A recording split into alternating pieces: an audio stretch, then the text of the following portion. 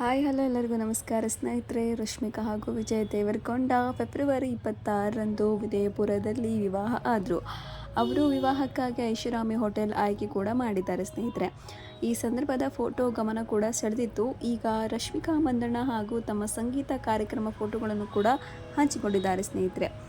ದೇಶದಾದ್ಯಂತ ಅಭಿಮಾನಿಗಳು ಇದ್ದಾರೆ. ಫ್ಯಾನ್ ಇಂಡಿಯಾ ಮಟ್ಟದಲ್ಲಿ ಅವರಿಗೆ ಖ್ಯಾತಿ ಇದೆ. ಹಾಗಿದ್ದರೆ ಕೂಡ ಶುಭ ಸಂದರ್ಭದಲ್ಲಿ ಅವರು ತಮ್ಮೂರಿನ ಜನರು ಮರೆತಿಲ್ಲ. ಮದುವೆ ಮುಗಿದಂತೆ ಊರಿನ ಜನರಿಗೆ ವಿಜಯ್ ದೇವರಕೊಂಡ ಅವರು ಸಮಯ ನೀಡಿದ್ದಾರೆ.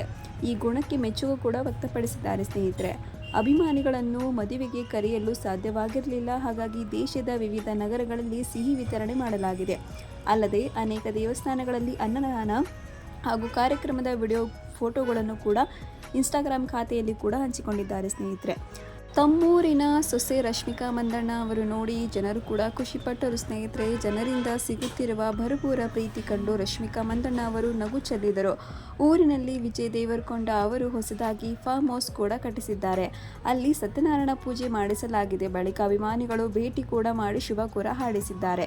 ತೆಲಂಗಾಣ ನಾಗರ್ ಕರ್ನೂಲ್ ಜಿಲ್ಲೆಯ ತಮನ್ನಾ ಭೇಟಿ ಗ್ರಾಮಕ್ಕೆ ವಿಜಯ್ ದೇವರಕೊಂಡ ಮತ್ತು ರಶ್ಮಿಕಾ ಮಂದಣ್ಣ ಅವರು ಬಂದಾಗ ಅಭಿಮಾನಿಗಳು ಭರ್ಜರಿ ಸ್ವಾಗತ ಕೋರಿದರು. ತಮ್ಮೂರಿನ ಜನರಿಗಾಗಿ ವಿಜಯ್ ದೇವರಕೊಂಡ ಪೋಷಕ ಆರತಕ್ಷತೆ ಕಾರ್ಯಕ್ರಮ ಕೂಡ ಆಯೋಜಿಸಿದ್ದರು. ಎಲ್ಲರಿಗೂ ಭೋಜನ ವ್ಯವಸ್ಥೆ ಕೂಡ ಮಾಡಲಾಗಿತ್ತು. ಅಭಿಮಾನಿಗಳು ಉದ್ದೇಶಿಸಿದ ವಿಜಯ್ ದೇವರಕೊಂಡ ಕೂಡ ಸ್ಪಷ್ಟವಾಗಿ ಮಾತನಾಡಿಸಿದ್ದಾರೆ. ನಟಿ ರಶ್ಮಿಕಾ ಮಂದಣ್ಣ, ನಟ ವಿಜಯ್ ದೇವರಕೊಂಡ ಅವರು ಇತ್ತೀಚೆಗೆ ರಾಜಸ್ಥಾನ ಉದಯಪುರದಲ್ಲಿ ಮದುವೆ ಮಾಡಿಕೊಂಡರು. ಈ ವಿವಾಹದ ಅವರು ಕೆಲವರು ಆಪ್ತರು, ಕುಟುಂಬಸ್ಥರು, ಸದಸ್ಯರು ಮಾತ್ರ ಕೂಡ ಭಾಗಿಯಾಗಿದ್ದರು. ಅಭಿಮಾನಿಗಳಿಗೆ ಕೂಡ ಆಹ್ವಾನ ಇರಲಿಲ್ಲ. ಈ ವಿಜಯ್ ದೇವರಕೊಂಡ ಮತ್ತು ರಶ್ಮಿಕಾ ಮಂದಣ್ಣ ಅವರು ಅಭಿಮಾನಿಗಳನ್ನು ಭೇಟಿಯಾಗಿದ್ದಾರೆ.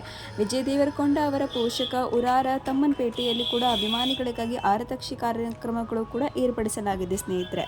ಇನ್ನು ಕಮೆಂಟ್ ಬಾಕ್ಸಲ್ಲಿ ರಶ್ಮಿಕಾ ಹಾಗೂ ವಿಜಯ್ ದೇವರಕೊಂಡ ಹೊಸ ವಧೂವರರಿಗೆ ನೀವೇನು ಹಾರೈಸುತ್ತೀರವಾ ಎಂಬ ಕಮೆಂಟ್ ಬಾಕ್ಸ್ ಇದೆಲ್ಲ ನಾನು ಕಾತುರದಿಂದ ಕಾಯ್ತಿದ್ದೀನಿ ಸ್ನೇಹಿತರೆ. ಇನ್ನು ಮುಂದಿನ ವಿಡಿಯೋದಲ್ಲಿ ನಾನು ಬರ್ತೀನಿ ಸ್ನೇಹಿತರೆ.